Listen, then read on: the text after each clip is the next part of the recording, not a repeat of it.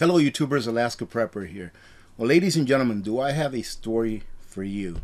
So sit down, get a coffee or something, because this might take just a few minutes. So yesterday, I get a phone call from an old friend of mine. I haven't seen him in years. He's a doctor, and he lives in the lower 48. He gives me a call, and he's at the Fairbanks airport. So obviously he came up here to surprise me, and I couldn't believe, because he's always been saying, yep, I'm going to come up there one day and I'm going to surprise you. So anyways, I was beside myself when I actually went to the airport and he's there. And it was awesome. Haven't seen him for such a long time. But he wanted to celebrate. And I've told you all before, I'm not a bar person. Like, I don't go to bars. I don't even remember when the last time that I went to a bar was. So he said, let's go have a drink. I'm like, I don't even know where there is a bar. So I got on Maps, and I typed in bars, and there's actually like 2 or 3 in Fairbanks. So we went to a bar, and it was like later on in the afternoon, so they were already open, I guess, for a while. So we go into a bar, and he orders himself a beer, and I just ordered a soda because I was driving. So we go into him, we just start chit-chatting, and like I said, he's a doctor. He's got a lot of cool stories about being a doctor. And he started telling me the story about one day when he stayed late in his office. And it was during the winter time, so it was kind of dark outside. He stayed late in his office, and it was pretty much the only office that was open, at that time on that street that he works on. And then all of a sudden, a horse walks into the bar. And I was flabbergasted. A horse walking on 2 feet walks into the bar. And I'm looking at the bartender. The bartender is like beside himself. It's almost like he's seeing a dead person walking. And the horse sits down, and the bartender's jaw just drops. And he looks at the horse, and he's like, can I help you? And the horse says, yeah, can you give me a beer? And he just walks away like I must be in a different dimension. Or I must be dreaming or something, but he just walks away in awe, and I go over to get another beer for my buddy, and I hear him talking to his manager. He's like, "Did you see that? That horse just walked into the bar and ordered a beer." And his manager goes, "That's great. He's never been here before. Go ahead and charge him twice, 3 times the amount that we normally charge. He doesn't know how much we charge for beers around here." And the bartender's like in awe that the manager is like, this is normal, So the bartender goes back to the horse. He brings him his beer. The horse drinks the beer, and then the bartender gives him the bill. And the horse looks at the bartender, and he says, "Why are you staring at me like that?" And the bartender says, "We just don't have many horses walk into the bar." And the horse looks at his bill, and he says, "Well, no wonder why. Have you seen the prices that you're charging?"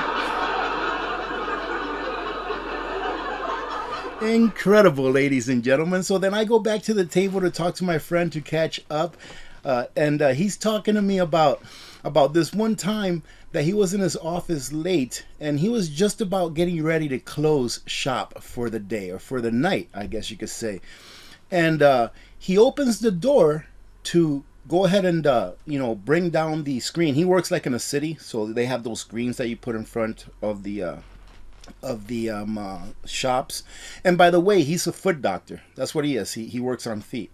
And this big moth flies into his office, and as he was trying to shoo the moth out, he noticed that the moth was trying to say something to him. And the moth is like, he's like, "Doc, I really need your help." And my friend's like, "I thought I was dreaming, but this moth was really talking to me." And the doctor, my friend, he says, "Well, how can I help you? I'm a foot doctor, and you're a moth, and you don't have any feet." And the moth says, "Well, I just need to talk to you. I've been married for 20 hours, coming up here in a few minutes, and it's like my life is just, out of control. I'm already 2 years past what I normally live.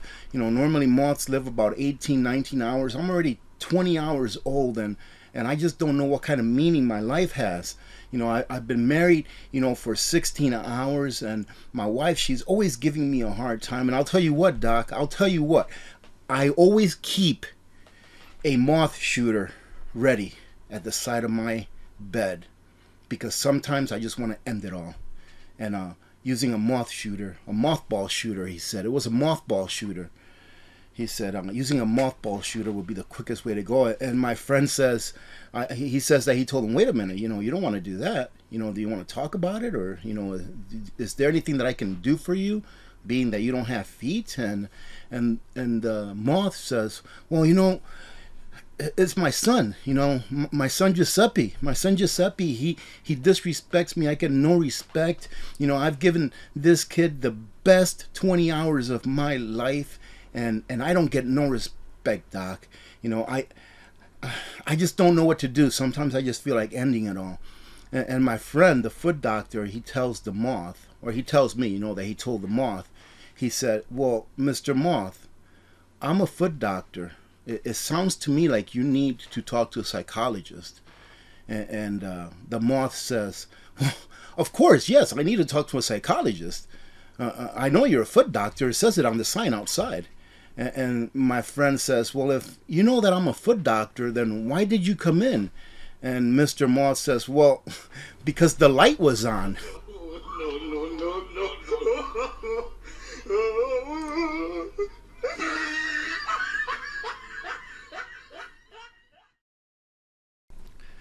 So after telling me this story, you know, and I was in awe also, because my friend was a pretty honest guy. You know, I was in awe that he actually heard a moth talking to him, and they had that exchange with an actual moth.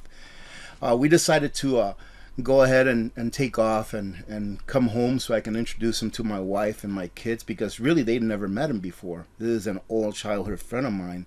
And it's obviously wintertime here in Alaska, so it's kind of light out all the time.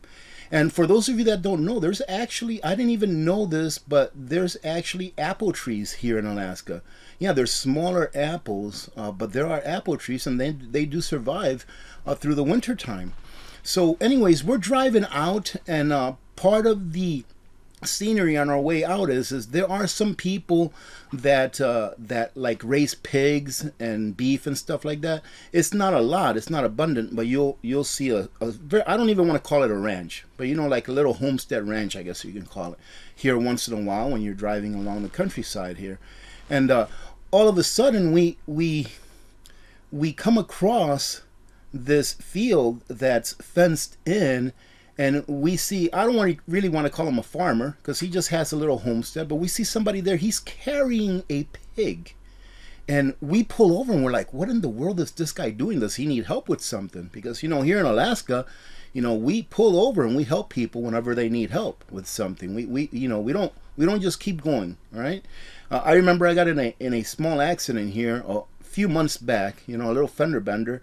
And must have been, while I was waiting for the wrecker to come by and get me out of there, there must have been 50 people or so that pulled over in that 1 hour asking me if I needed help. So that's how it is here in Alaska. So we pull over and we see this farmer, he's carrying a pig. We're like, why is he carrying a pig? Well, the closer that we looked, he's carrying a pig around to the low branches of that apple tree, and he's letting the pig nibble and eat the apples off the branches. And my friend and I, we are flabbergasted. We're flabbergasted because there's like apples all over the ground. I'm like, why in the world is that farmer carrying the pig and having him eat apples like that? So we go over and we're like, sir, do you need any help? And he's like, oh no, I'm just feeding my pig. You know, I'm just feeding my pig. You know, we do this every day. And I said, why are you carrying him and feeding him like that? He's like, oh, he likes apples. He likes apples, so I come out here and I feed him every day. He likes these apples, so I feed him like this every day.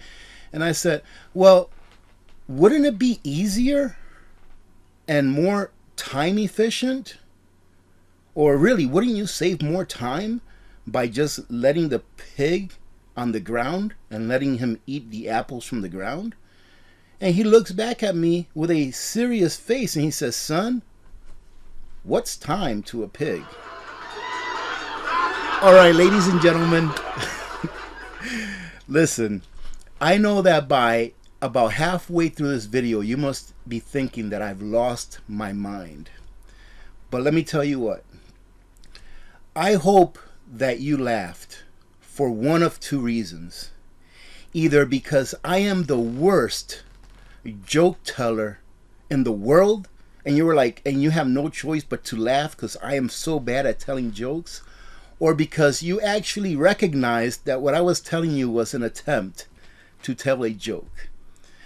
The world is crazy, and although we need to stay prepared, we need to stay informed as to the probabilities of what can happen in the future from things that are maybe starting to manifest now.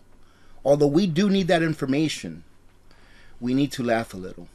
So if my jokes didn't do it for you, that's okay. I'm not offended by that. And one of those jokes, by the way, the one about the moth, that was a Norm Macdonald joke. All right, so R.I.P. Norm Macdonald. I hope that if you did not laugh at my jokes or at my inability to tell a joke, go out and listen to a few jokes or make a few jokes of yourselves, of your own. All right, I'll tell you what, tomorrow on Sunday's live stream is going to be just a fun time. So bring your jokes tomorrow, ladies and gentlemen. We need to take a little bit of time to just laugh every once in a while. No matter how stupid you think that joke is or ridiculous it is, just take a little bit of time to laugh.